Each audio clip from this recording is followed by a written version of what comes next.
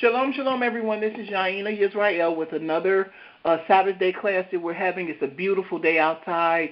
We're happy to be alive. We give God, Yah all the praise, honor, and glory that He deserves, that He allowed us to be a part of this for a day such as this.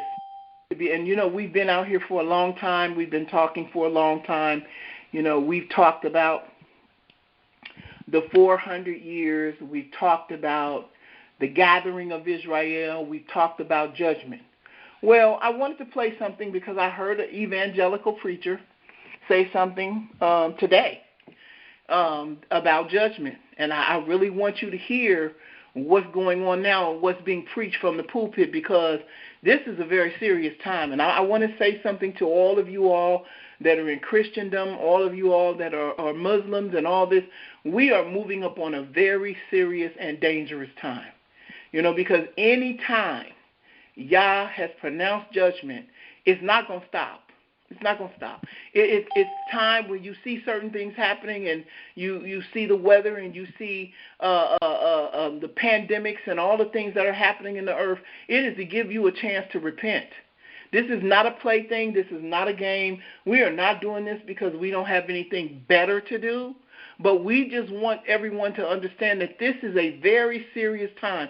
We have been out here. We have been warning. We have been advising. We have been talking. We have countless thousands of hours of time on the radio. We got thousands of hours of time on our classes that we're having. We got Hebrew Israelites on the street corners. We got Hebrew Israelites on YouTube, Facebook, Twitter, all over the place, Snapchat or whatever they call it. Wherever there is an outlet for us to be on, we have been on. And for one reason and one reason only, to gather our people together. We understand all of the trauma that's going on in Christendom and all of the scandals and all of the mess that has been portrayed and all of the pastors and bishops and prophets that are being exposed. And it's just a lot of stuff going on at one time. And I'm going to tell you, it's not going to stop. There's no Band-Aid. There's no bishop that's going to come up with a new cliche for the megachurch bishops and all of the other people that are out here preaching. This is not the time to play games with Yah, because He is not playing.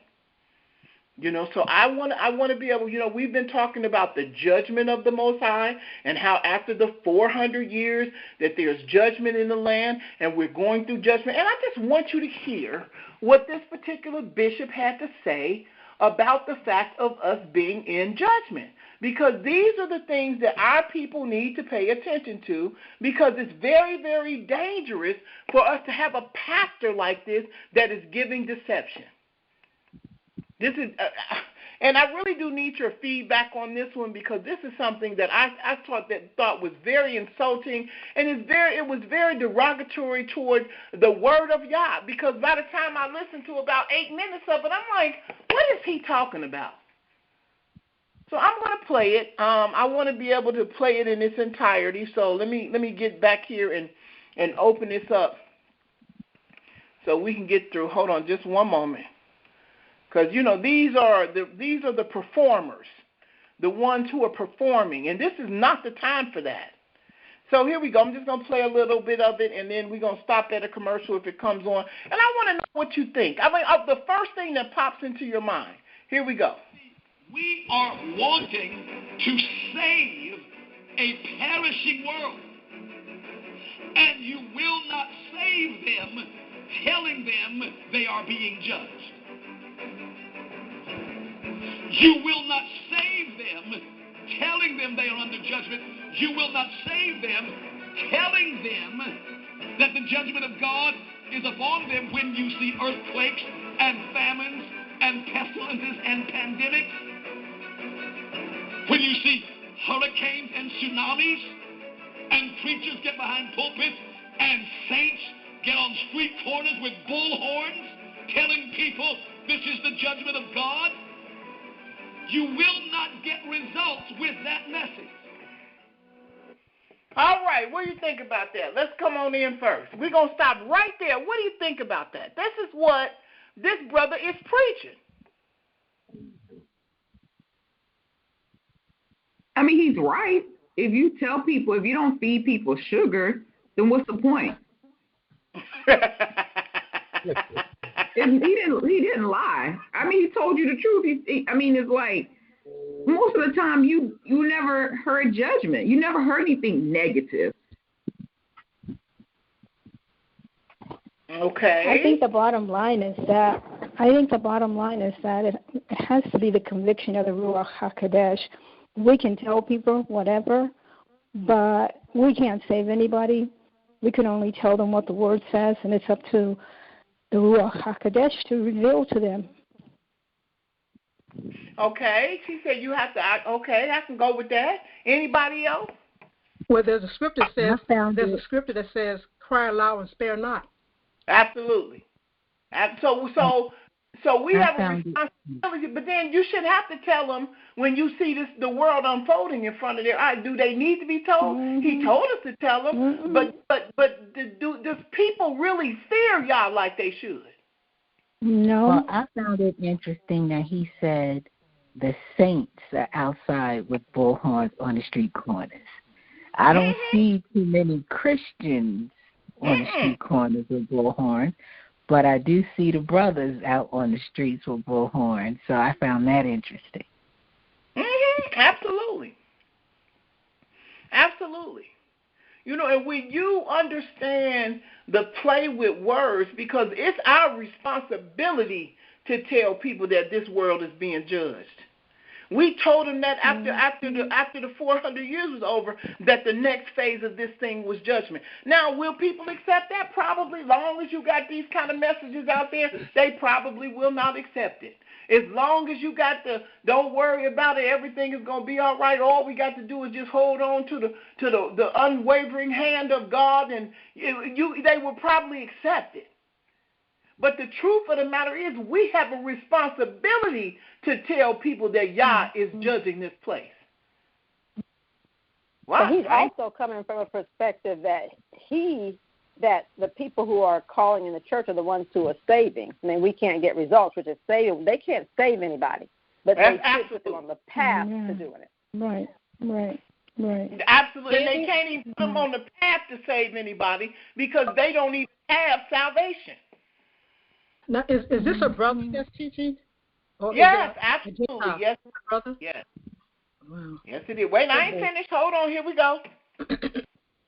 Significance and such importance that I could probably be teaching on it from now till Jesus comes and still not have finished communicating all that the Spirit of grace wants you and I to know and understand about this for a very specific reason. I'm going to say this once again, beloved of God. Jesus is coming soon. I don't believe he's coming tomorrow, but my toothbrush is packed. I do believe by the Spirit of grace that there are some things that in this hour, you and I, as the representatives of the kingdom of God, the prophetic community, those who have been given the responsibility, the opportunity, and if you have the right perspective, the great privilege of carrying the baton of the apostolic and prophetic message of the gospel of the grace of God through our Lord Jesus Christ to the finish line. You and I are that generation. We are that group of people. And because of that, please hear what I'm saying to you. Because of that, there is an urgency of the Spirit. There is an intensity of the Spirit of God to make sure and to ensure that we are accurately declaring and accurately manifesting or witnessing the message of the gospel to a world that is desperately in need of the reconciliation and the salvation that Jesus Christ came to bring. Okay, let's stop. He said Jesus was coming and his toothbrush is packed. Now, I like to make a comment. Now, how can you, somewhere in Isaiah it says that God's going to bring judgment in the earth so they may know righteousness. So how can you know righteousness if you're going to be, if it's just all right, if you're going to be, in order to know righteousness, you have to be judged because you have to know why you're being judged.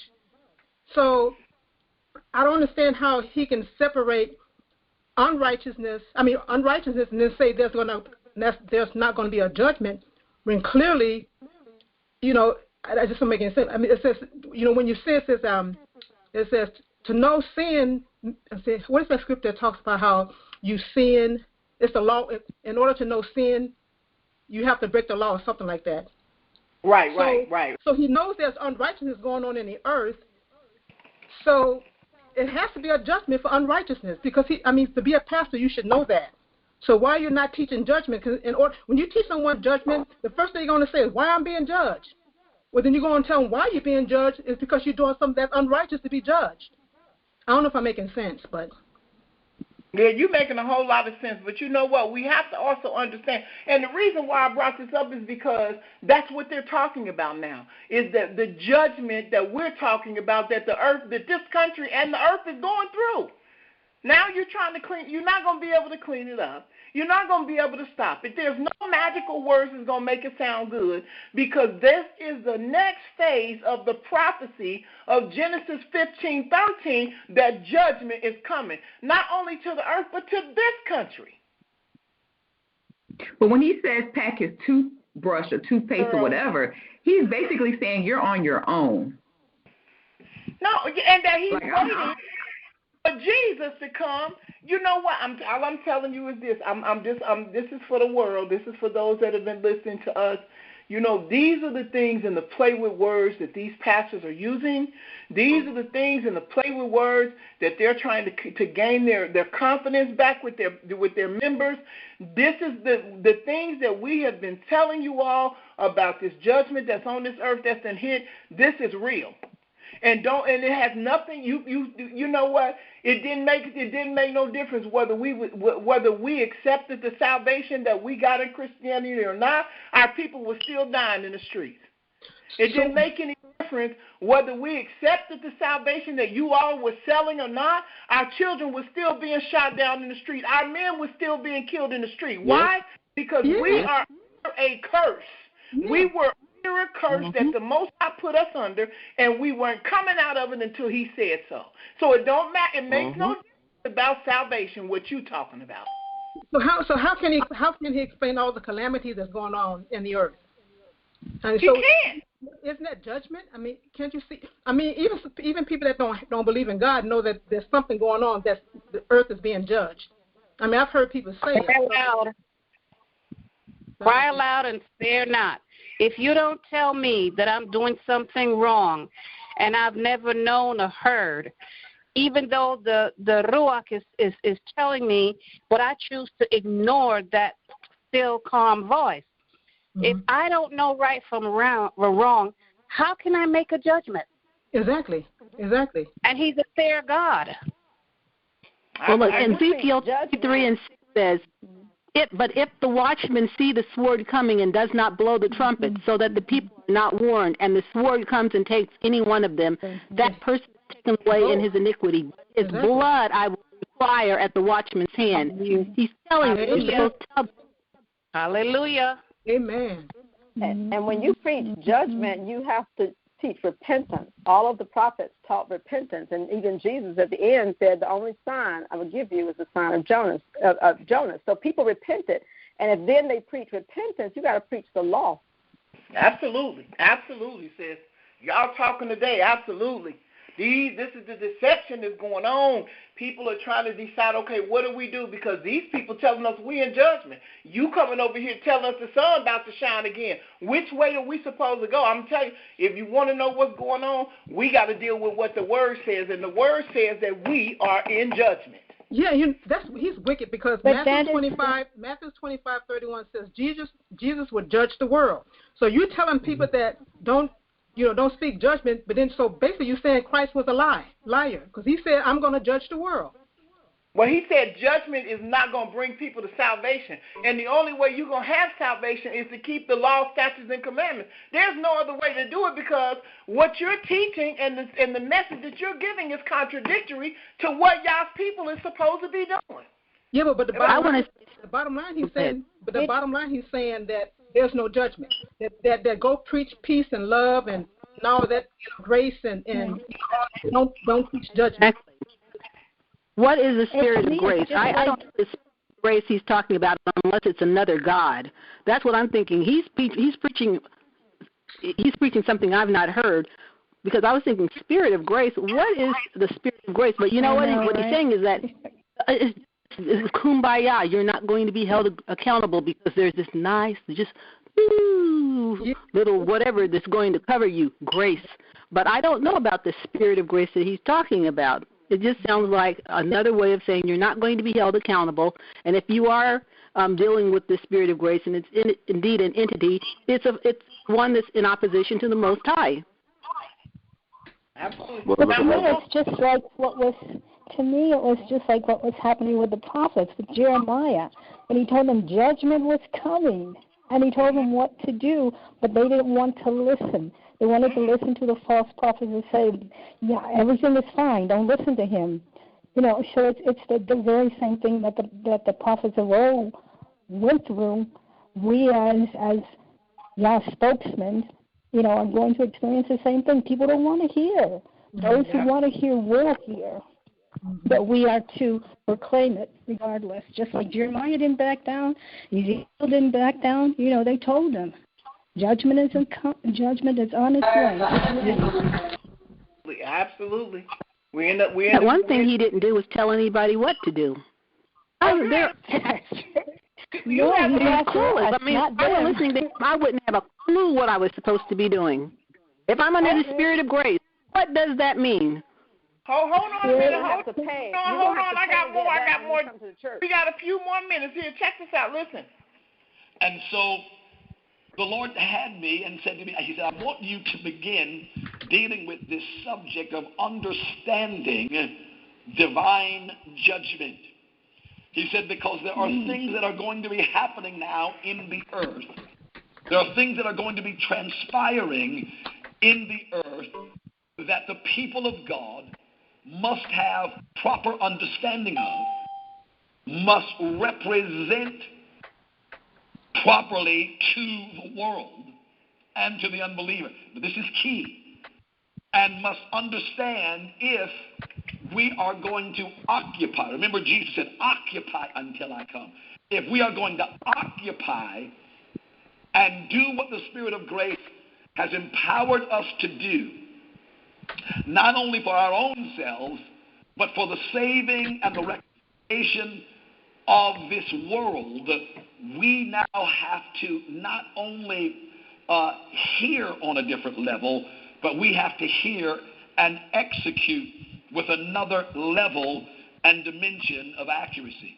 For there will be things that are happening in the earth, and people will be erroneously saying that God is judging if they do not understand Scripture.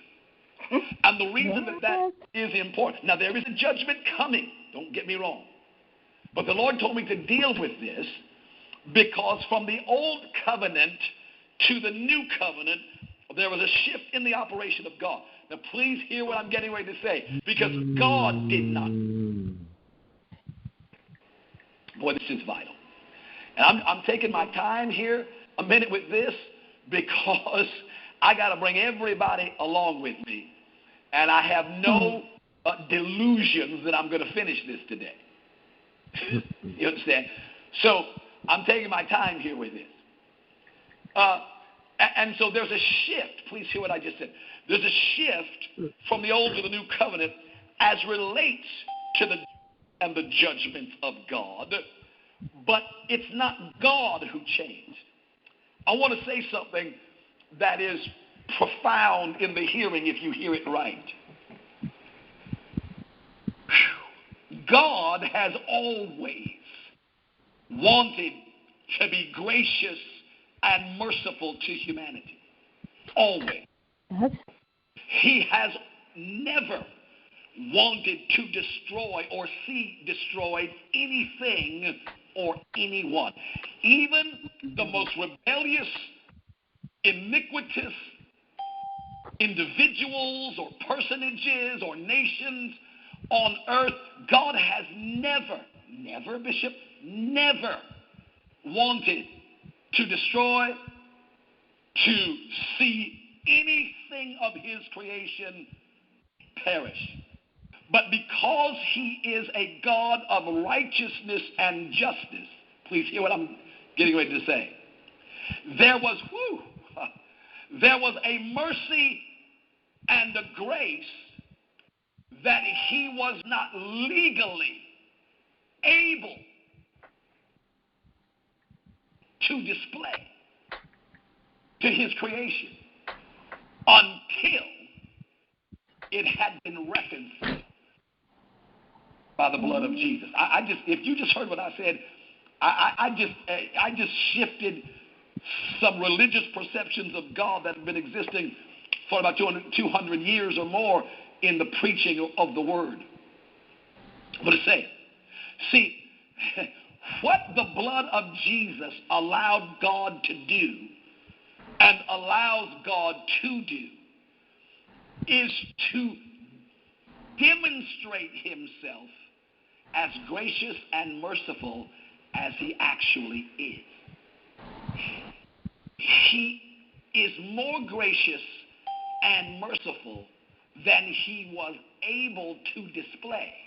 Stop. Now, don't that sound so good? And he's yeah, and the devil is a liar. And the devil is a lie. That's the deception. And if you didn't know any better, he says words like justice and righteous and humanity. My question to the bishop is, you show me one scripture in that Bible that brings up the word humanity, because the Bible talks about nations. And the Most High has always been a God of judgment to the nation. Mm-hmm.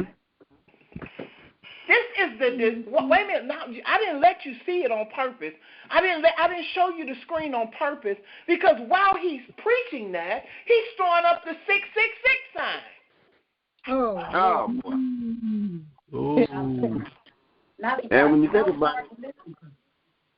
And when you think about it, the way he uses his voice as an inflection, he goes low and he goes high. Yeah. Trying to capturing the mind. Mm-hmm. Like a snake charmer. Mm-hmm. It's a sign. Like, wait a minute, what did the snake say in the garden? He said, well, God, y'all knows that the moment you eat of it, you're going to become as one of us, like the God. Mm-hmm. He said, you won't surely die. It's a play with words. Mm-hmm. This is what, and he's playing with his words.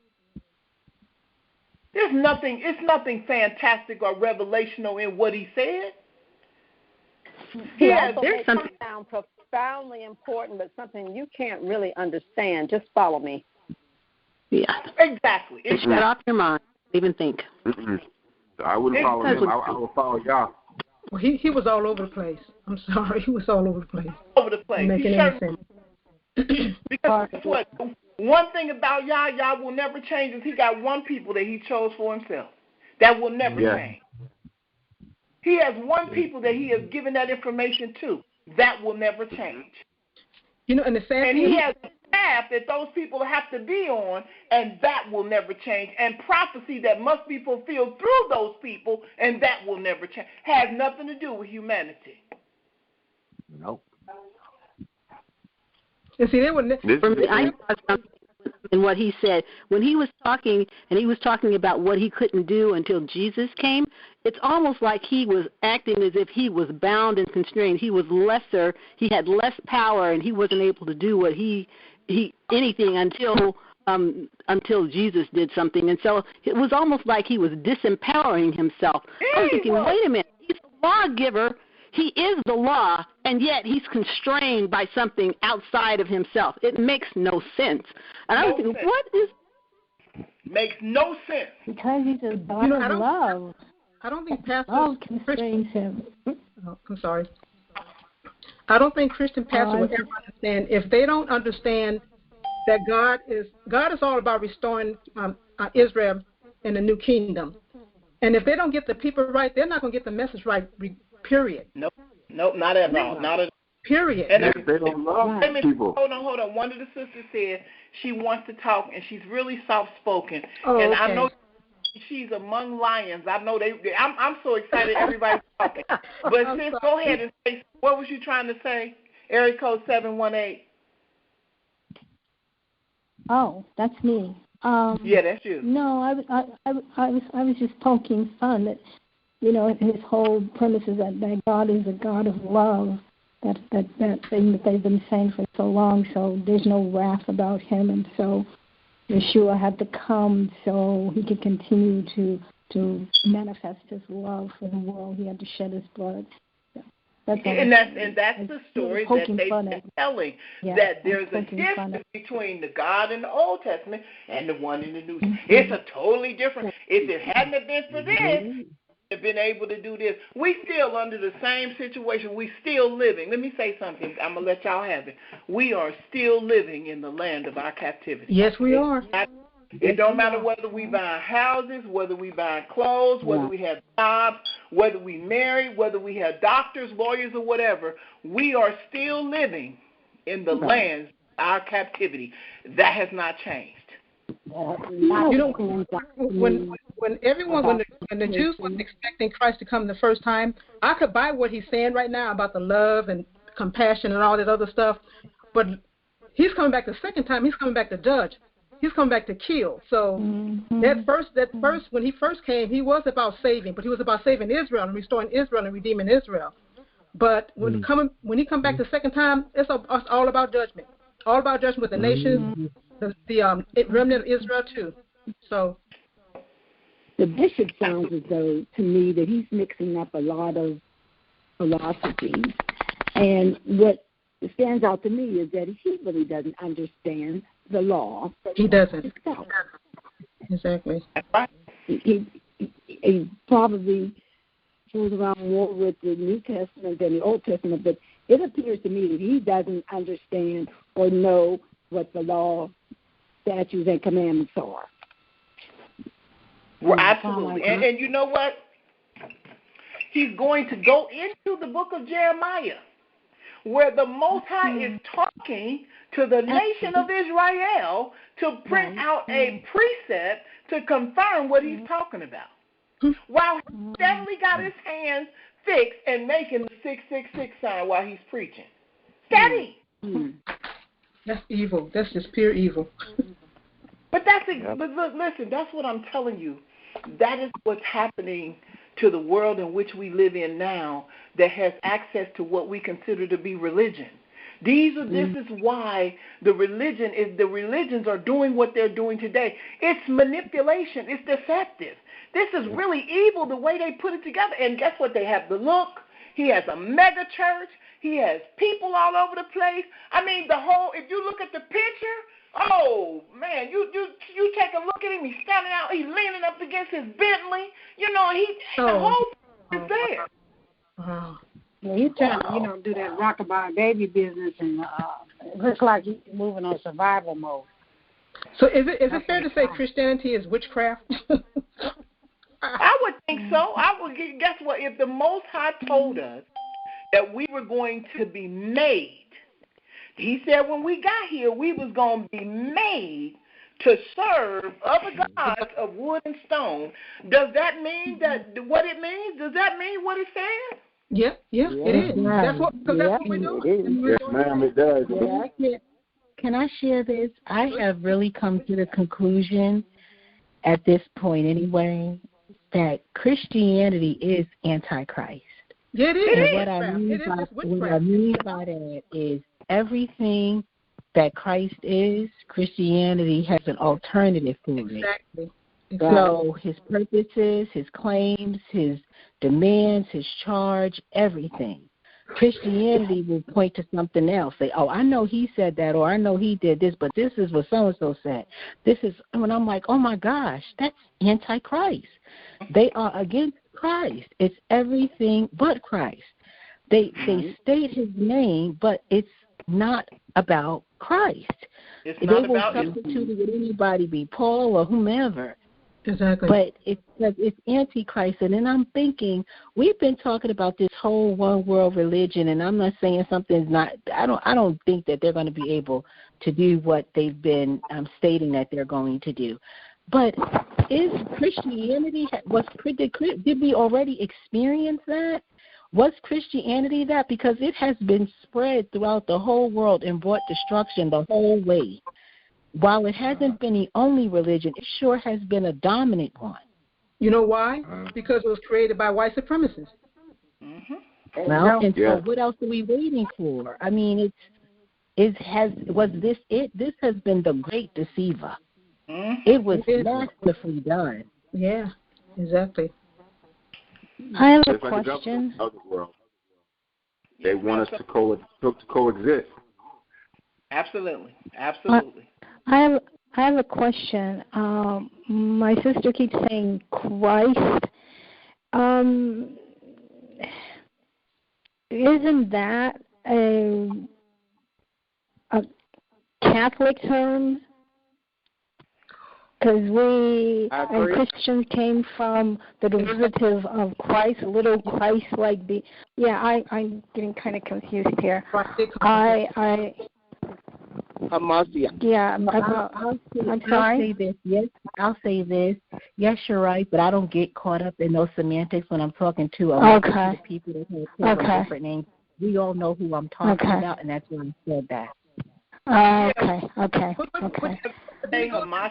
Or whether we say Yah or whether we say, everybody believes what they believe. We're basically talking about the dynamic of the church and the deception that our people are under. Because when you come out of it, us that believe in the New Testament, we don't even call him Christ. We call him Yahweh Shai. Right. We don't even call him right. that's not us. And you deal with the church and the people that are acting Yes. But I believe it's important to understand the history of Christianity and where Christ came from. I think that understanding, at least to know where it derived from. Yeah, that's a whole nother service. But when you talk about judgment and what this is basically about is the judgment that is now upon the earth and the judgment that is now, because it's going across the whole earth.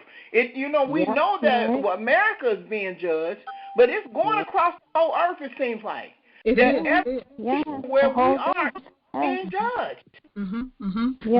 Yes. Wait till the middle year. They are aware of that. Is it fair to now? Trouble? I'm sorry.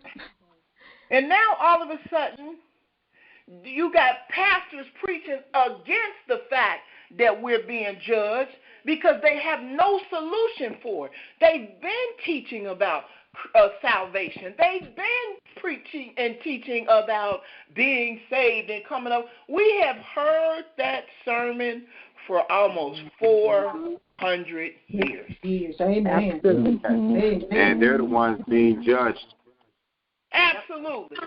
Because it's their mess that's coming out. And I heard a Hebrew Israelite brother say this morning, and he was on it 100%. He said all this mess is going on with these pastors, and they sleeping with each other's wives, and they doing all kind of stuff, and they're creating all this debauchery. He said, and maybe in Israel you might hear maybe 5 cases of that you know about. He said because one thing Israel is understanding in this day and time is that it is too late in the game for this. You got to start following them laws, statutes, and commandments. If you Right. Hallelujah. Amen. They know it. Esau's being judged. Esau's being judged. And now they say running around scared because they being exposed, and you want to throw the whole earth off of thinking that the earth ain't in judgment. If this ain't judgment, I don't know what it is. those evangelicals are trying to separate themselves. You know, they scrambling like rats on a ship, man. Today they were talking about it, and I never heard it. What was that? I wrote it down. Christian nationalism. I never heard of that. And where do they get this new covenant from? It ain't no new covenant yet. And you know what? You just took my fire. You just stole my thunder. I was on. Go ahead, brother. Let them have it. Go ahead. Yeah, he's talking about this new covenant, and we're not up under a new covenant. If he was really reading the word says, the word says that this is the covenant that I will make with the house of Yehudah and the house of Israel in the latter days. He ain't got no new covenant with everybody. And what you just said is the covenant that he's going to make is going to be made with Israel first. So all this other stuff, all these people professing to be Gentiles and this evangelical church, it's all pure deception. It's deception. Mm-hmm. Yeah, because it is a new covenant. It's new according to the first one. But if you're going to now make it non-Israelites, it would just be it would be a covenant for them. It wouldn't be it would be their first covenant. But absolutely. But Hebrews 9:15 says that it was Israel under the first covenant, and then the second covenant is also for Israel. So if you wasn't in the first covenant, you wasn't in the second. That means that you can't be part of the second covenant if you wasn't part of the first covenant, and that's in Hebrews 15. See, but the deception is the evangelicals will say that they have replaced Israel and that they are now Israel. And we all know that's not true, but that's a part of the deception. And through this whole pandemic, I haven't heard of one of them that's been able to heal anybody of the coronavirus. No one. They're running for cover because they know that they're lying. Yep. And they're losing control of the people because the people are now beginning to listen. And they want to know, well, wait a minute, maybe what these people are saying does have some validity to it. Maybe what these people have been telling us and screaming all this time does have a meaning to it. And now they're trying to play damage control. But you know what? Gone are the semantics. You need to leave all the Holy Spirit told me and the Lord. No, because the Most High told us clearly that when we came to this land as slaves, that we were going to be made to serve other gods of wood and stone. So there's no other way to separate it. There's no other way to do it. He doesn't make a mistake, and he definitely doesn't lie. So whatever's talking to you, it is not the God of Abraham, Isaac, and Jacob. It's not. Sorry. There you go. And he doesn't replace his people. He does not replace his people. Absolutely. Yep. That's why they've been able to go on and do what they've been able to do to us for so long, because they use deception, and we kept thinking that that we were forsaken, but we weren't. Yah was He was still there for us, because we should have been wiped out, and yet we're still here. Yep. Gentiles. I'm so glad y'all talking. Y'all so excited. That does my heart good, because we done learned some things over the years where we know, we see it. We see the deception where everybody else may not be able to see it. You can see it. It's like, no, that's not how it goes. No. Can I read Hebrews 9:15 right quick? Because I just think this is just this just kills it. It says Hebrews 9 verse 15 says, and for the cause he, meaning Christ, is the mediator of the New Testament or covenant, that by means of death for the redemption of the transgression that was under the first testament or covenant, that which are called might receive the promise of eternal inheritance. So Israel was on the first covenant as well as the second covenant. So the inheritance is for Israel. The kingdom is for Israel. I'm not saying the other nations will be there, but the kingdom itself is for his people. It's for his people. Absolutely. No question about it. No question about it. No question nowhere. There's no way to get around that. And when you look up the wood and stone, he said in Deuteronomy 4:28, he said, in there you will serve other gods of wood and stone that neither hear, see, or smell, or taste. So that's Christianity and Muslim. Absolutely. And now they have something out called Chrislam. Yeah. So evil. Steve Harvey. It is. And these people are just sitting in those churches and they're believing and they're shouting. And he even broke into speaking in tongues. And it was like, stop it. The theatrics is to, let me say something to the people that are listening under the sound of our voice. It's time for the theatrics to stop. Yeah. It's time for it to stop. Because if you knew the God of Abraham, Isaac, and Jacob, you know that he's never changed. He's always been the same. He's never changed.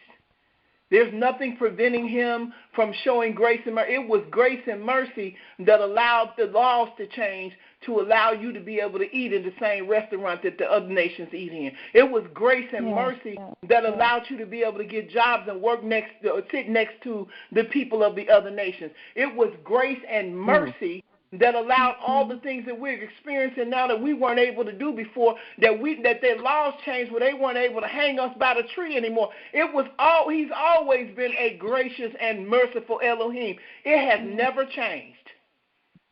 Thank you, Allah. Grace is sufficient. He's always been a protector for us, even through our judgment. And that just speaks to the point where people want to say, oh, well, we all mixed up. No, he know his people. Yes, he does. He kept us, and he kept us from whomever he needed to by any means necessary. Yes, he did. And yes, he does. And yes, he is. And he's not going to change. Yes. No. But the problem is that, you know what, these brothers and these sisters, sometimes they associate themselves and connect themselves with the people of the other nations.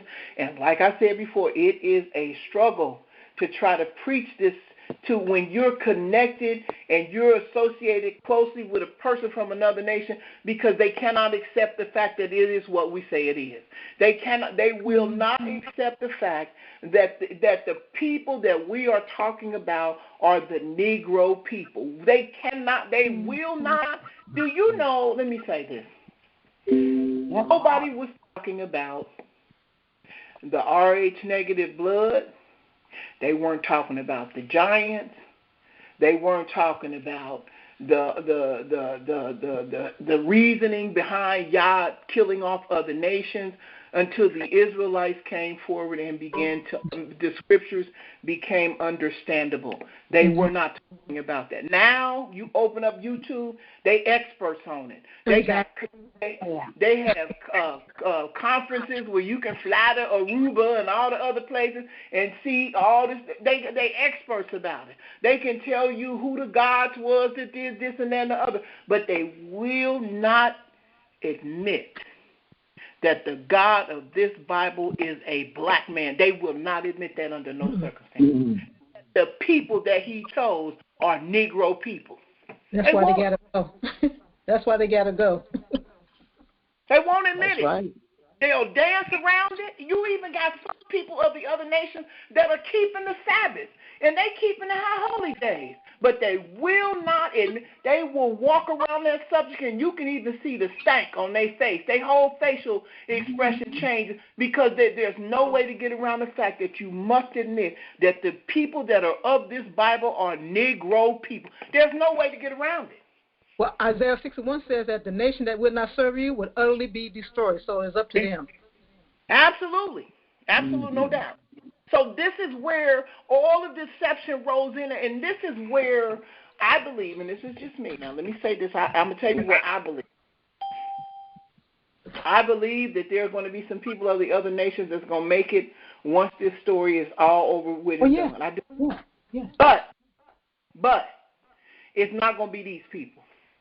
And the reason why I say that is because they refuse to admit it, and they will not ever come. And to go a step further is these people have to still experience their punishment the same way we did. Mm-hmm. Now, once that's over with, and that punishment is dissolved, and those people make it through whatever. Now, it may be some of them, but these people here that we dealing with today, they refuse to accept the fact that that God and those people in that Bible are Negro people that he chose. They refuse to accept it. Aina, can I ask you a question? Yes, ma'am. Yes. Can you look at two scriptures for me? Because I'm trying to see if I understand this right, and it has to do when you were saying about the other nations, and it's found in Acts 15 and 14 through. They say 14 through 17. Acts chapter 15. Acts 15 and then verse 14 through 17. Okay, let me see what it says. Hold on. And then it gives Amos. I'm giving the precept. It gives Amos what Amos said in Amos 9, chapter 9, verse 11 and 12. Hold on. Let me get it together. Hold on. I'm gonna open up the screen so you guys can see the screen, and then I'm gonna deal with that new covenant. Acts chapter 15, verse 14. It says, Simeon hath declared how Yah at the first did visit the Gentiles to take out of them a people for his name. To this agree the words of the prophet, as it is written, after this I will return and will build again the tabernacle of David, which is fallen down, and I will build again the ruins thereof, and I will set it up. And that the residue of the men might seek after the Most High, and all the Gentiles upon whom my name is called, saith the Most High, who doeth all these things. Okay, right, but then the part I want you to go and look at the precept where it says, as the prophet, was it Isaiah or Hosea? It says the prophet, as the prophet says. So in Amos 9, verse 11 and 12, it repeats the same verse in Acts, and it tells what will happen to those Edom, the remnant of Edom, and the remnant of the heathens. Okay, here we go. It says, Amos chapter 9, verse 11 and 12. In that day will I raise up the tabernacle of David that is fallen, and close up the breaches thereof, and I will raise up his ruins, and will build it as in the days of old, that they may possess the remnant of Edom, and of all the heathens which are called by my name, saith the Most High that doeth this. And that means that we will possess them, and they will be our... Okay, so I was reading it right. Okay. So, like I said, there will be some that's going to make it. There are going to be some that will make it. And I heard one lady say from the other nations to her pastor, does the scripture say we're going to be slaves? He said, absolutely not. But see... But it's okay for you to be slaves in this kingdom. Yeah.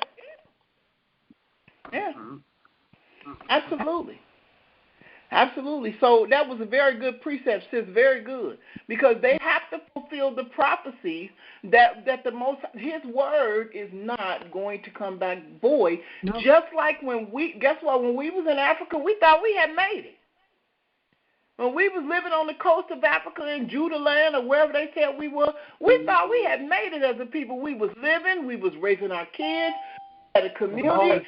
Guess what? The day that it was time for that prophecy to be fulfilled, they came and got us. Because his word will not return void. Absolutely not. And everybody was shocked. They couldn't believe it. Because we had been there for a minute. But when it came time for that prophecy to be fulfilled in Genesis chapter 15, 13, and 14, they came and got us from Yehudah land and brought us and scattered us all over the world. That wasn't a coincidence.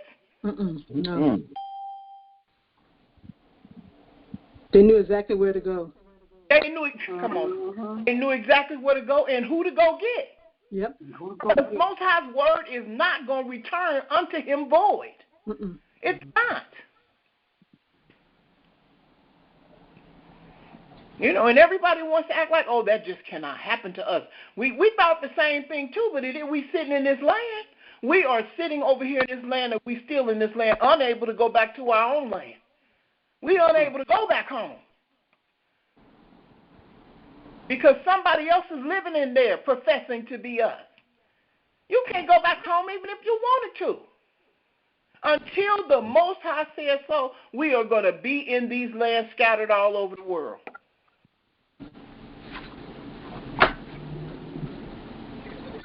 It's just the way it is. As it is written.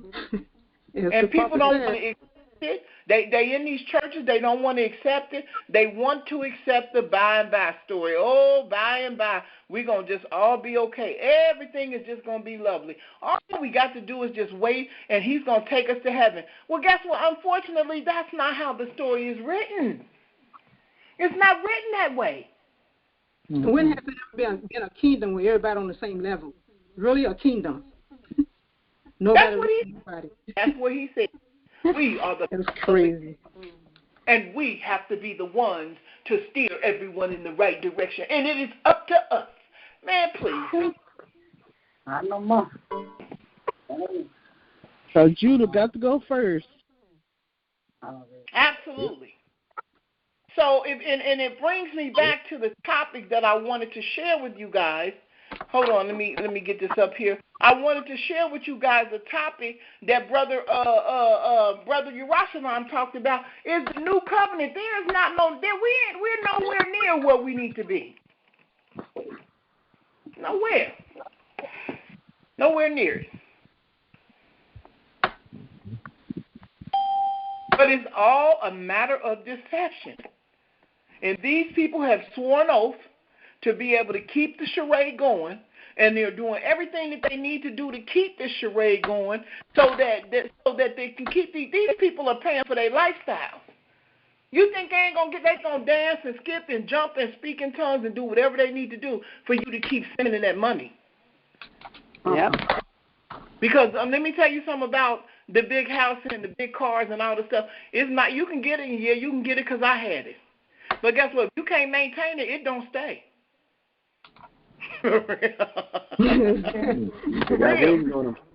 It don't stay. You got to be able to have a constant flow of cash coming in every 30 days to be able to maintain it and keep it looking presentable to the point where nobody knows you out of cash. All them Bentleys and stuff they driving and Phantoms and all that stuff is beautiful when you look at it on the outside, but God forbid it break down and you ain't got no more tithe money coming in. Amen. That's all away. Ugly situation. So they going to do the dance. They going to skip, dance, speak in tongues, jump over the pulpit and do whatever they need to do to get you to believe their version of the story. Just know that when you're doing that, you're paying for their lifestyle. Mm-hmm.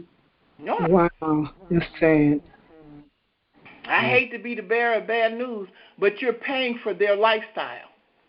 Because I want to ask everybody that has gone through this pandemic, that is in these Christian churches, have you been able to go to your church and be able to get a gift card to be able to go get some water for your house? Or some food for your house? I haven't heard anything. Do they have a pantry in the basement with food and stuff stored up to be able to help their members so that you guys can at least be able to get started?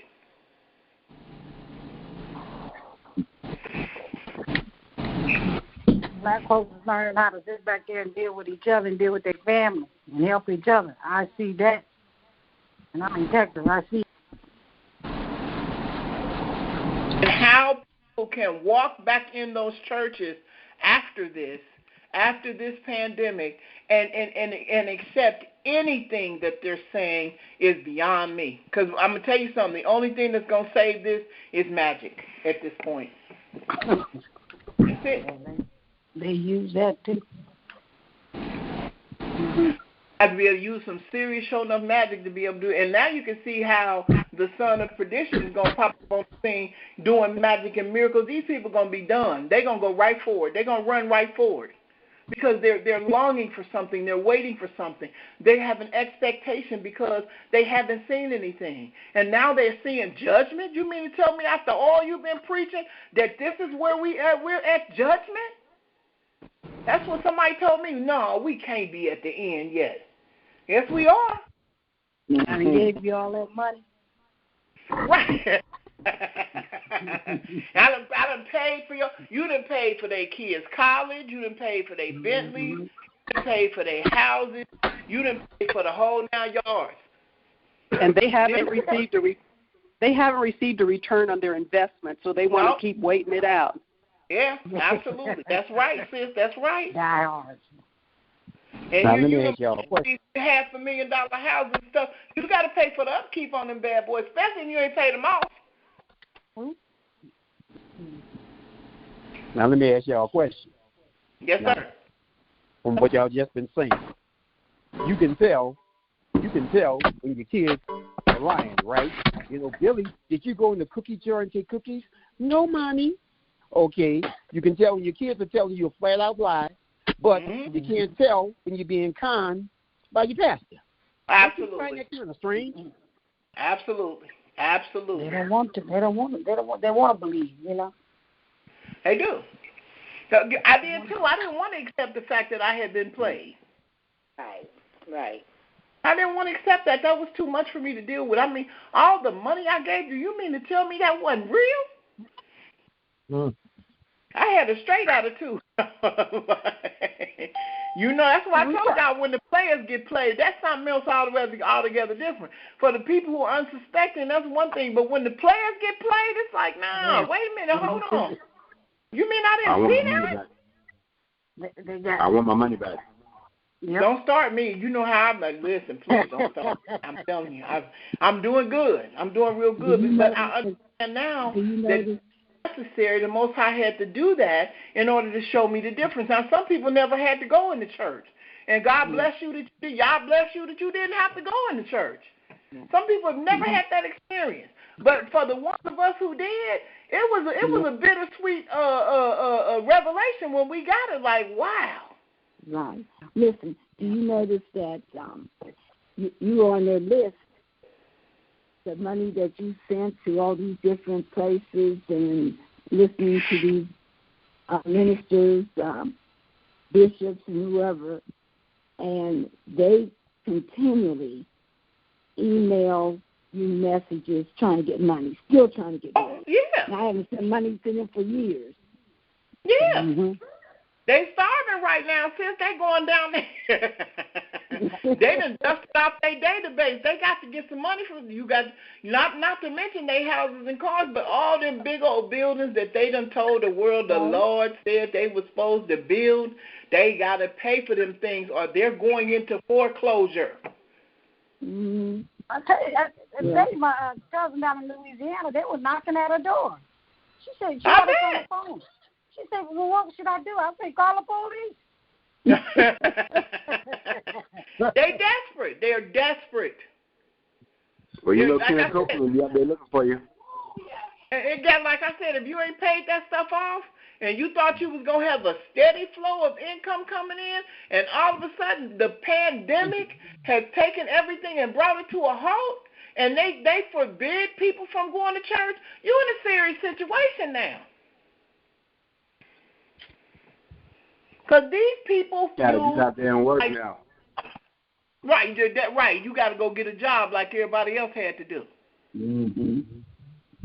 If you're going to keep it. And we hope and pray you can get the kind of job that needs the kind of money to come in to maintain your lifestyle. For real.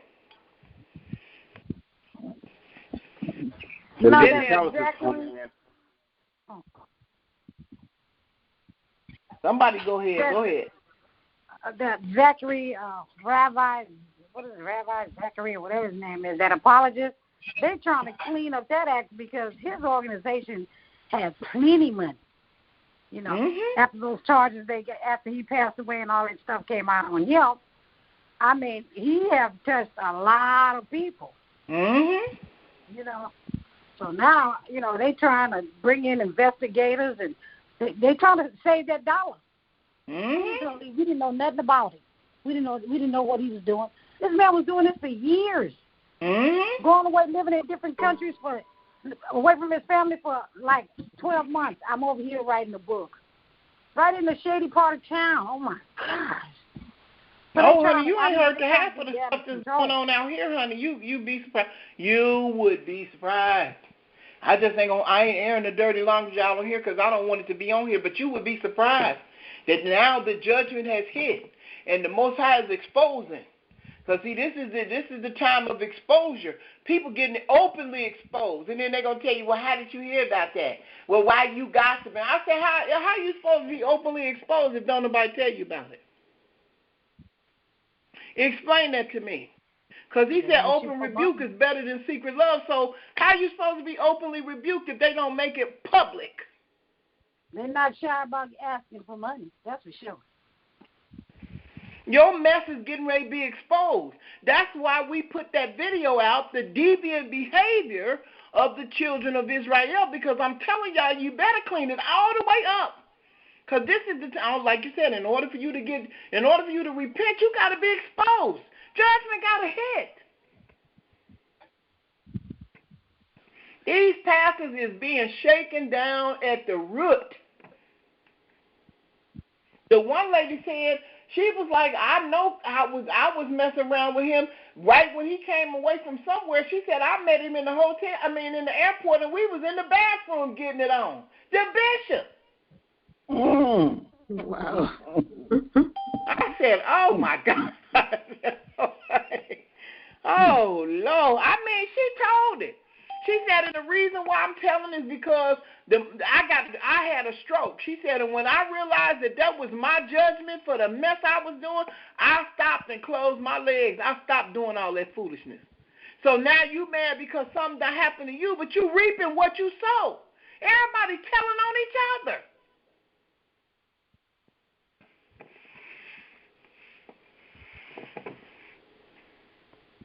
Honey, you got to get it together. It's time to get it right. I'm telling you. Because, listen, she told us, she said, we know how to preach, pray, prophesy, do all that stuff. She said, but when it's over, she said, you'd be surprised what'll go on in their office. If the office could speak. He's surprised. The Most High not only did he separate the people from the building, but now he pulling the cover off of the madness and the mess and the sin. He just pulling the cover back. And everybody's scattering. You know how you cut the lights on and you got roaches, they go to running, everybody's scattering. What's going on? Because he got to let the world know that's not me who they talking about. Even though they using that book to subjugate the people into what they want them to do, that's not me who they talking about. Because my prophets and my pastors and the people that are working for me know the danger of breaking my laws, statutes, and commandments. Believe you me, we understand what it costs to be able to break those laws, statutes, and commandments, and we are lucky to be alive. My prophet, Israel, ain't going to do this again. So you ain't got to worry about us over here doing what you're doing over there, because we know what a dangerous situation you're in. Hallelujah. You in a pickle, buddy. You getting ready to get the hammer put down on you. And we looking at you like with our eyebrow raised up. Like, if you know what I know, you will shut it down and just stop. Don't even. Because the people that talk about me have experienced my judgment, and they can tell you firsthand what it's all about. And not on that, but they need to treat his people right. Absolutely. So all that over there, y'all over there preaching and sucking and licking and doing that, we don't do all that over here. We already know what he about. We'll tell you in a minute, like, boy, lightning is really about to strike for real. Yes, it is. It is. It's going to strike. Now, you play if you want to. They have no clue what's coming. They sure. Incoming. Woo, sis, guess what? We've been away from our homeland for thousands of years. You know that's some serious business. It is. Do you know we have been away from our homeland, living in Jerusalem for thousands of years? Incredible. And still suffering curses. Wow. And still over here because of what? Because we disobeyed him. Because we broke his commandments, his laws, statutes, and his command. We have been away from our homeland. All we can do is look at it and dream about being there one day. Yeah, because we made him mad and we disobeyed. That's some serious stuff right there. It is. It is. It's some serious stuff. That's serious. You know, and now that we know, we looking at y'all like, just keep on, because it ain't going to be long. When he come through there, it's going to be ugly.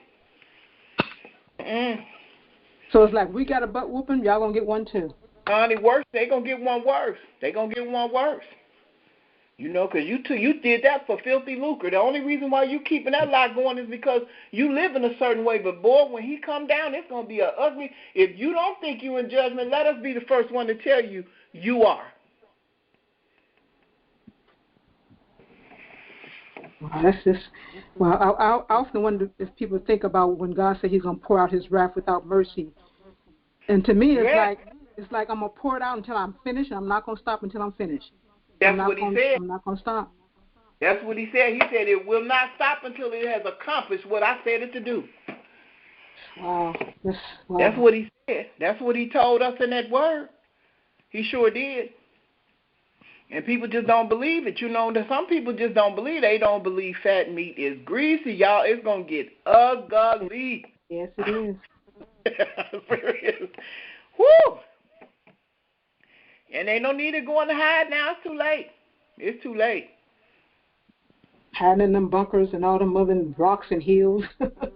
It's over. It's too late. We can give you a first-hand testimony of what it feels like to know what we did, why we did it, where we at, and who put us here.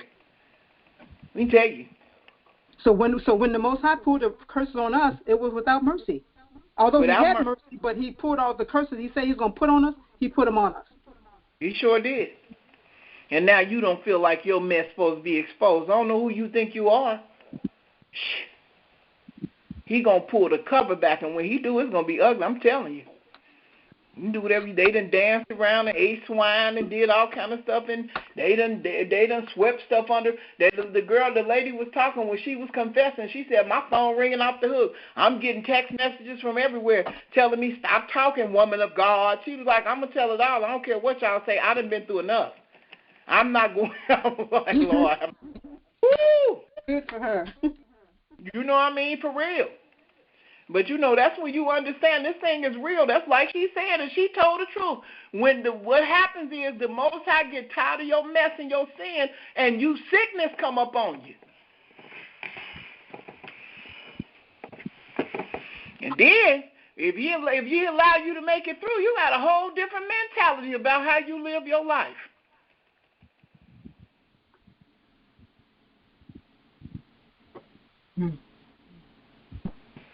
That ain't no joke. No, it isn't. It really isn't. Oh, man. It ain't no joke. That I done spoken, that's what it is. He said, my word shall not, that's Isaiah 55:11. It said, my word shall not return unto me void. Wow. Wow. He said, so shall my word be that goeth forth out of my mouth. It shall not return unto me void, but shall accomplish that which I please, and it shall prosper in the thing whereto I sent it. Judgment is coming. It's already here. Well, yeah. And we can't put up with the mess. We cannot cover the mess. We gonna expose it every time we see it. And it's not for the pastors and the bishop's sake, because we don't know whether those people have sold out or not. It's to the people that they're talking to. Exactly. But even they're going to be at fault, because they should be studying the word too to show themselves approved. You know? Yeah. But I mean, you know, I was too. I was an avid studier, but I still didn't see this. You know, and they make excuses for their pastors. Well, you know, they just my pastor. Let me pull up the one clip where he said, hold on, I'm going to get you. I got you. The one man said, if Creflo Dollar got caught smoking. Hey, if you're a coach, a trainer. If he got caught smoking or snorting crack cocaine or doing whatever, that's still my pastor. Wow. Wow.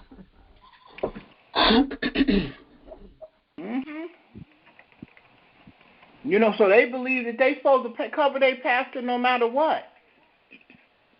I think it's a form of man worship, and that's kind of what you get in some of these congregations. It's like they exalt the man or woman of God so much. Where again, the Most High means nothing. Mashiach means nothing.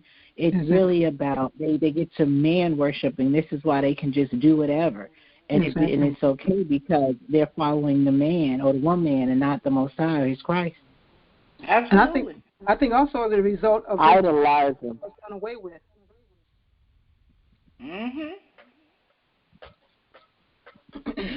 Idolatry is alive and well.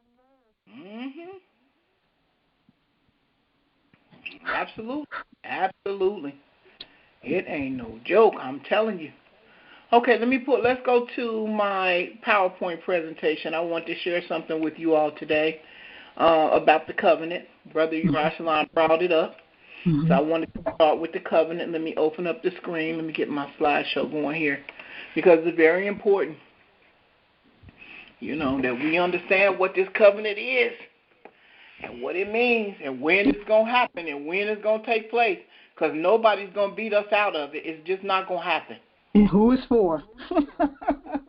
Not ever. Right. Amen.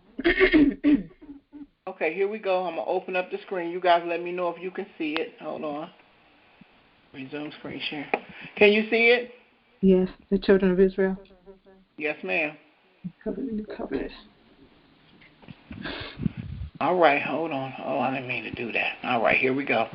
The new covenant. It said, what is a covenant? It said a covenant is a chosen relationship between two parties ordered according to specific promises. In the case of Yah's people, covenants are simply Yah's way of relating with his people. Watch. Deuteronomy chapter 29. We're going to start at verse 1. It says, these are the words of the covenant which the Most High commanded Moshe to make with the children of Israel in the land of Moab, beside the covenant which he made with them in Horeb. And Moshe called unto all Israel and said unto them, ye have seen all that the Most High did before your eyes in the land of Egypt unto Pharaoh and unto all his servants and unto all his land. The great temptations which thine eyes have seen, the signs and those great miracles. Yet the Most High has not given you a heart to perceive, and eyes to see, and ears to hear unto this day. And I have led you 40 years in the wilderness. Your clothes are not waxen old upon you, and thy shoes is not waxen old upon thy feet. Can you imagine? You got on the same clothes for 40 years, and they don't never get old. The color never comes out of them. The shoes and the leather never wears down. They look the same way they look when you left. That right there is a miracle. Watch. Ye have not eaten bread, neither have ye drank wine or strong drink, that ye might know that I am the Most High, your Elohim. And when ye came unto this place, Sihon, the king of Heshbon, and Og, the king of Bashan, came out against us unto battle, and we smote them. And we took their land and gave it for an inheritance unto the Reubenites, and to the Gadites, and to half the tribe of Manasseh. We read this in the book of Jasher when we finished up the book of Jasher. He said, keep therefore the words of this covenant and do them, that ye may prosper in all that you do. Ye stand this day, all of you, before the Most High your Elohim, your captains of your tribes, your elders, and your officers, with all the men of Israel, your little ones, your wives, and thy stranger that is in thy camp, from the hewer of thy wood unto the drawer of thy water, that thou shouldest enter into covenant with the Most High thy Elohim, and into his oath, which the Most High thy Elohim maketh with thee this day, that he may establish thee today for a people unto himself, and that he may be unto thee an Elohim, as he hath said unto thee, and as he hath sworn unto thy fathers, to Abraham, to Isaac, and to Jacob. Neither with you only do I make this covenant and this oath. He said, not only just with you, but watch, but with him that standeth here with us this day before the Most High our Elohim, and also with him that is not here with us this day. For ye know how we have dwelt in the land of Egypt, and how we came through the nations which ye passed by. And ye have seen their abominations and their idols, wood and stone, silver and gold, which were among them. Lest there should be among you man or woman or family or tribe whose heart turneth away this day from the Most High our Elohim, to go and serve the gods of these nations, lest there should be among you a root that beareth gall and wormwood. And it come to pass, when he heareth the words of this curse, that he blesses himself in his heart, saying, I shall have peace, though I walk in the imagination of my heart, to add drunkenness to thirst. This is what these people in the church are saying. They saying, oh, we're going to be all right. Y'all ain't got to worry. Ain't nothing going to happen to you. We're going to have peace, because we the people that he using. We're the kingdom that he dealing with. Watch. And the Most High will not spare him. But then the anger of the Most High and his jealousy shall smoke against that man. And all the curses that are written in this book shall lie upon him, and the Most High shall blot his name from under heaven. And the Most High shall separate him unto evil out of all the tribes of Israel, according to all the curses of the covenant that are written in this book of the law. So that the generation to come of your children that shall rise up after you, and the stranger that shall come from a far land, shall say, when they see the plagues of that land, and the sickness which the Most High has laid upon it, and that the whole land thereof is brimstone and salt and burning, that it is not sown, nor beareth, nor any grass groweth therein, like the overthrow of Sodom and Gomorrah, Admah and Zeboim, which the Most High overthrew in his anger and in his wrath. Even all nations shall say, wherefore has the Most High done thus unto this land? What meaneth the heat of this great anger? Now, if you don't think they in judgment, I don't know what to tell them. Watch. Then men shall say, because they have forsaken the covenant of the Most High Elohim of their fathers, which he made with them when he brought them forth out of the land of Egypt. For they went and served other gods and worshipped them, gods whom they knew not, and whom he had not given unto them. And the anger of the Most High was kindled against this land, to bring upon it all the curses that are written in this book. And the Most High rooted them out of their land in anger and in wrath and in great indignation, and cast them into another land, as it is this day. Now, if that ain't us, I don't know who it is. And you think we ain't looking at them with our eyebrows raised? Like, it is only a matter of time. You are about to get smoked, and you don't even know. Woo! It's going to be ugly. You can play if you want to. You can strut across that stage if you want to. But knowing him like we know him, this the same one that you claim couldn't execute righteousness and mercy. He coming to smoke you. The secret things belongeth unto the Most High Elohim, but those things which are revealed belongeth to us and to our children forever, that we may do all the words of this law. Any questions? At all. I know. And then they got some sort of special, man, please. You better get in this work, man. Listen, for the people, please don't follow behind these pastors. Please don't. Please don't fall for the semantics and all of the religious performance and the way they pronounce their words and the way they speak. Don't fall for that. Please don't. Please don't. Plus that prosperity preaching. They can't even do that no more because ain't nobody got no job. It's only a few of us that's working. I mean, for real.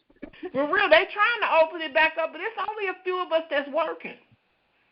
I mean, when you think about, they talking about a $1.9 trillion package being sent forth to be able to help keep this thing going. This thing is like a balloon that has been blown up to the point where you can see the veins in the plastic. And like you said, I'm still saying, they don't understand that it's going to get worse. It's not going to get any better. It's going to get a lot worse before it's not going to get better. It can't. Not when he tells you he said after the 400 years, you shall see the judgment. He meant that. Mm-hmm. Mm-hmm. He meant what he said. And it has been nonstop ever since it started. It ain't stopped. Now here we're going to get into He's just getting started. He's just getting started. Yes, ma'am. Jeremiah 31, like Brother Yerushalayim said, we're going to deal with when this new covenant is coming. Jeremiah 31, chapter 1, it says, at the same time, saith the Most High, I will be the Elohim of the families of Israel, and they shall be my people. He's still talking about Israel. Watch. Thus saith the Most High. Watch what it say. Here we go. The people which were left of the sword found grace in the wilderness, even Israel, when I went to cause him to rest. The Most High has appeared of old unto me, saying, yea, I have loved thee with an everlasting love, therefore with loving kindness have I drawn thee. Again I will build thee, and thou shalt be built, O Virgin of Israel. Thou shalt again be adorned with thy tabrets, and shalt go forth in the dance of them that make merry. Thou shalt yet plant vines upon the mountains of Samaria. The planter shall plant, and shall eat them as common things. For there shall be a day that the watchmen upon Mount Ephraim shall cry, arise ye, and let us go up to Zion, unto the Most High our Elohim. For thus saith the Most High, sing with gladness for Jacob, and shouting among the chief of the nations, publish ye, praise ye, and say, O Yah, save thy people, the remnant of Israel.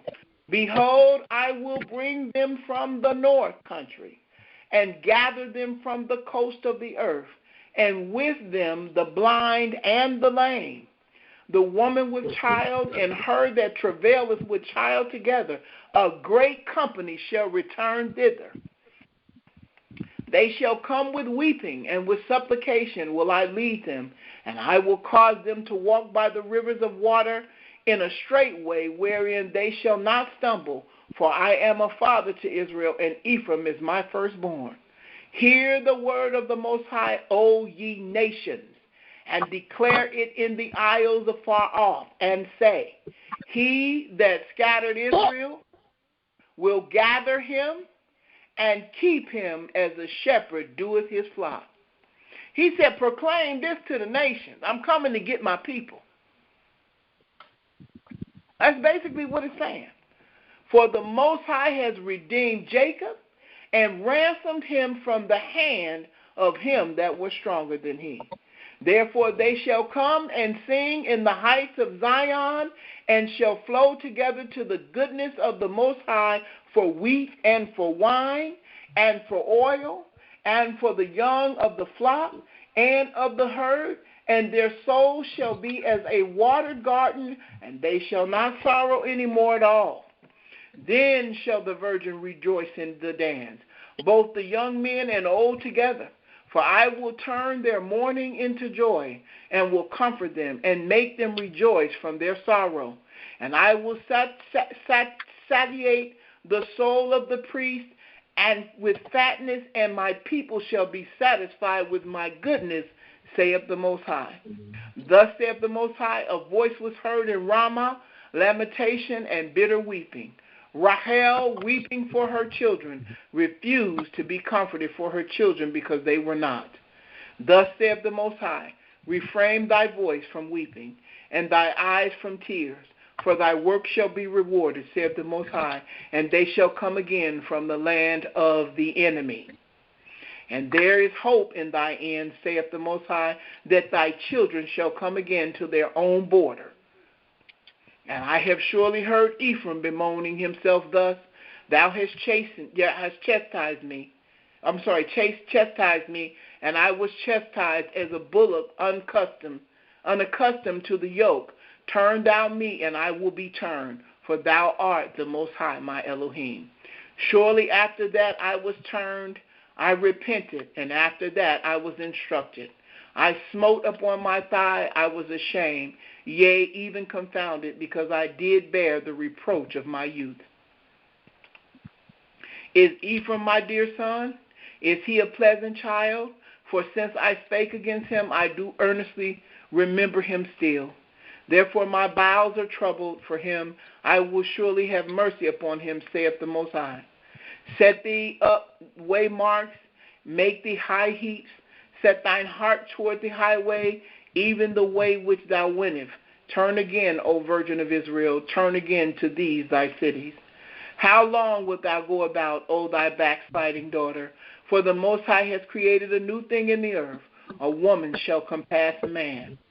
Thus saith the Most High of hosts, the Elohim of Israel, as yet they shall use this speech in the land of Yehudah and in the cities thereof.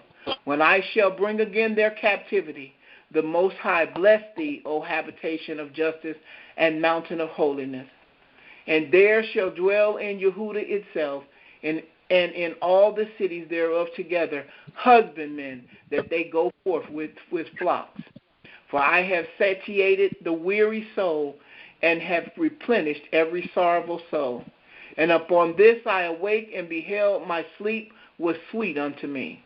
Behold, the days come, said the Most High, that I will sow the house of Israel and the house of Yehudah with the seed of men and with the seed of beasts. And it shall come to pass that like as I have watched over them to pluck up and to break down and to throw down and to destroy and to afflict. He said, I made sure all this happened.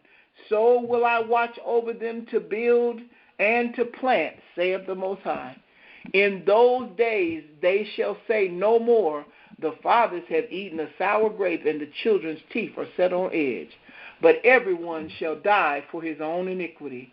Every man that eateth the sour grape, his teeth shall be set on edge.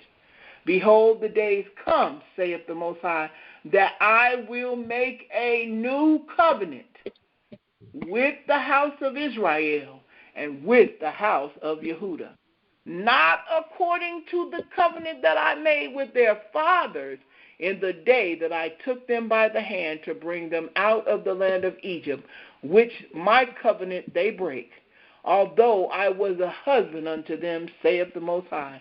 But this shall be the covenant that I will make with the house of Israel. After those days, saith the Most High, I will put my law. Watch it now.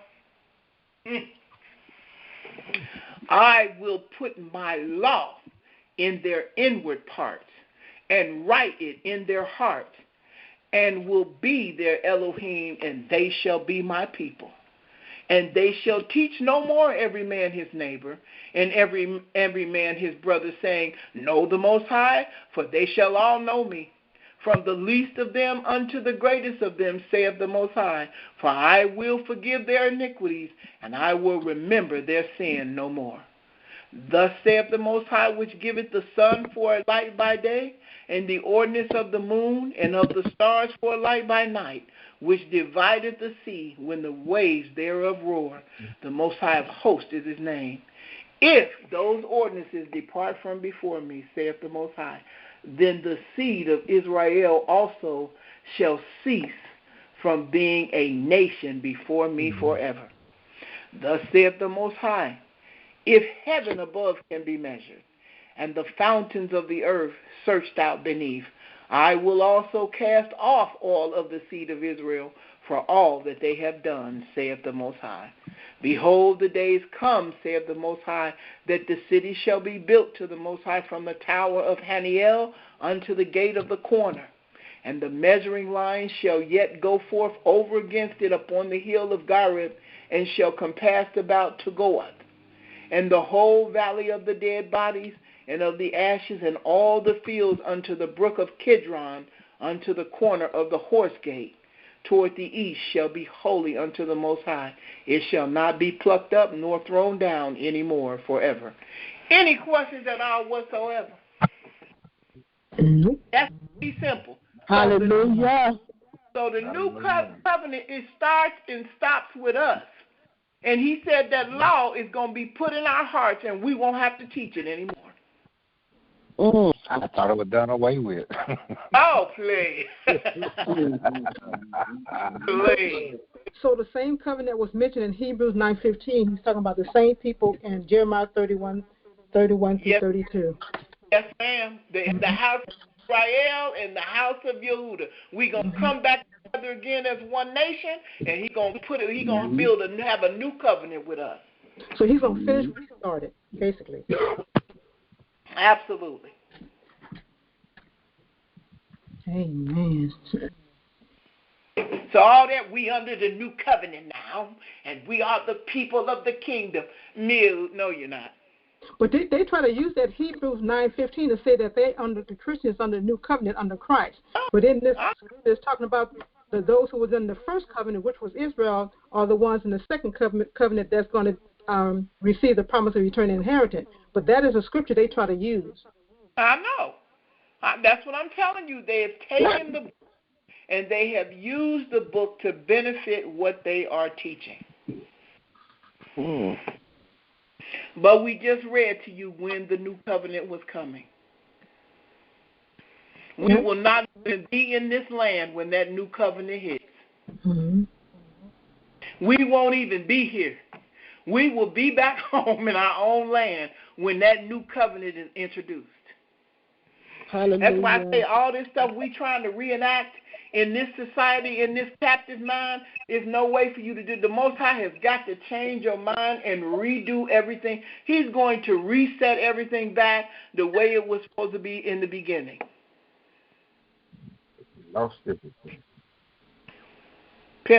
Simple and plain. Good. Simple and plain. It's simple. It's not hard. It's just not hard. So when you are in those institutions and you're not quite sure what's going on, I want you to refer to Deuteronomy 28:64. It says, "And the Most High shall scatter thee among all people, from the one end of the earth even unto the other. And there thou shalt serve other gods, which neither thou nor thy fathers have known, even wood and stone." It's simple. We just read it to you. In Jeremiah 1, where he said, "Proclaim to the nations and let the nations know I'm coming to get my people."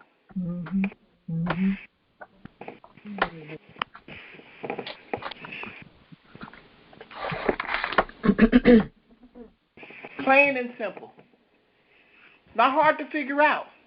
And the only reason why it's difficult is because we have been served something that does not reflect the Elohim of the Bible that we read. Not. Well, even the scripture that says in Deuteronomy 20:28, I think it's either 45 through 47 or whatever, it talks about the curses being a sign and a wonder. So he's telling you exactly who to look for and how you're going to identify my people. It's because of the curses that I put on them. And only God can put a curse like that on a nation of people. A nation, a whole nation. A whole nation has been distributed all across the world. We've been dropped off in every country all across the world, and we're still there. Well, he said, these are the signs, and you'll know these people by these signs. And like I said, some of these pastors know better. They know what they've signed up for. They know what they're doing, and they're doing this willingly for filthy lucre. They know what they're doing. They have already decided to serve Lucifer, and that's who they serve. They know Israel is sitting in them churches.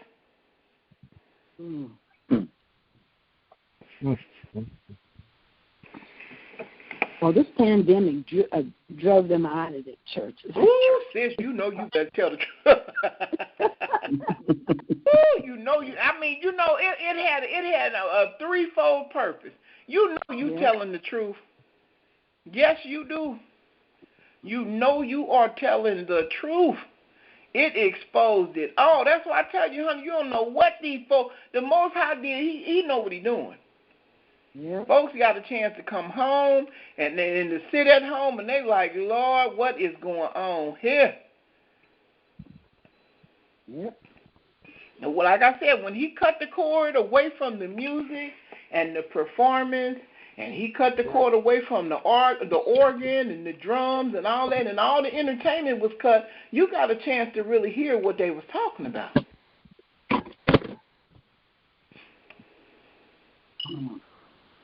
And you're like, man, what is he talking about?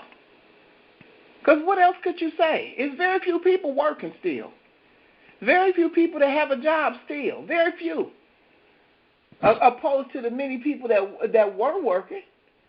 The whole hospitality industry has been cut in half. Yeah. The restaurants been shut down. All this stuff has been put on. It's been put on lockdown. Yep.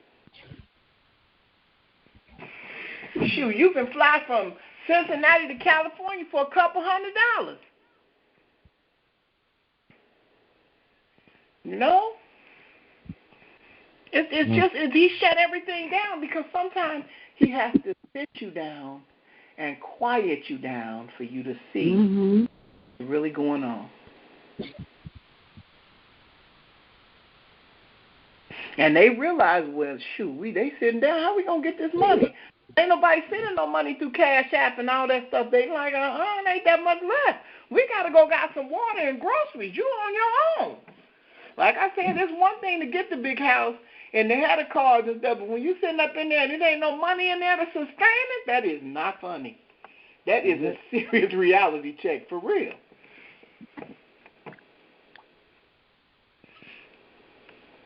And you've been taking people jumping through the hoops. And they like, well, wait a minute, this is a choice between water and tithes, food and tithes. And ain't no God for the days when you tell them, well, just trust God, the check going to be in the mail. These people looking at you like, ain't no check. I got to buy some food.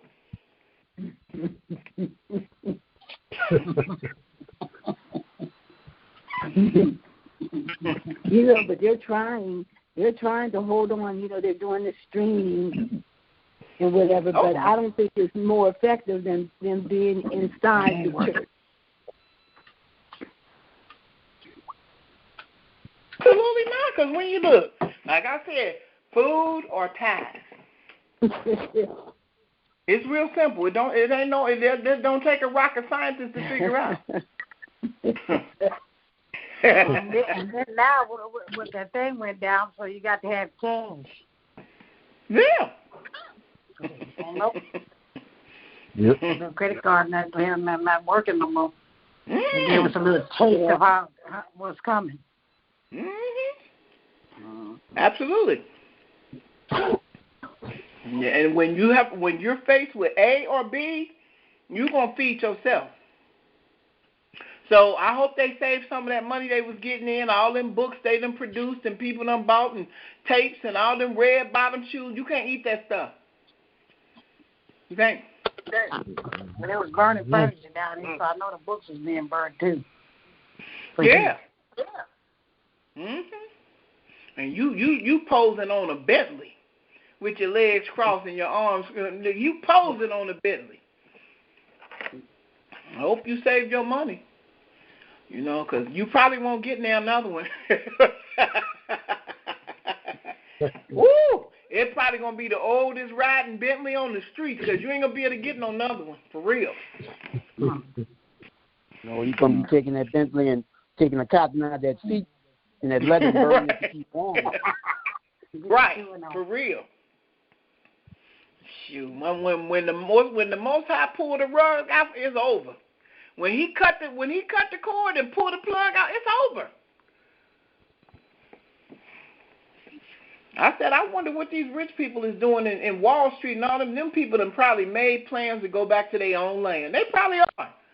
They ain't crazy. They probably like, look, this look like this ain't gonna be too long. We might as well make plans, go back to Germany. Let me go buy a house because I'm a German citizen. Because America's nothing but a melting pot of people from different lands. Mm-hmm. They can go back to China. They can go back to Japan. Right. Mm-hmm. They can go back to Ireland. They can go back to England. They can go.